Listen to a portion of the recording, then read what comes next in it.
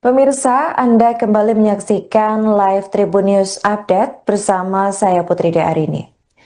Sebanyak 1.000 orang mayoritas pelajar di Timor Leste melakukan aksi demonstrasi pada Senin 15 September kemarin.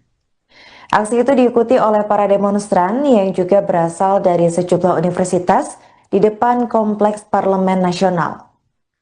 Protes yang awalnya berjalan damai ini berakhir ricuh setelah sekelompok pendemo melakukan aksi lempar batu ke gedung parlemen.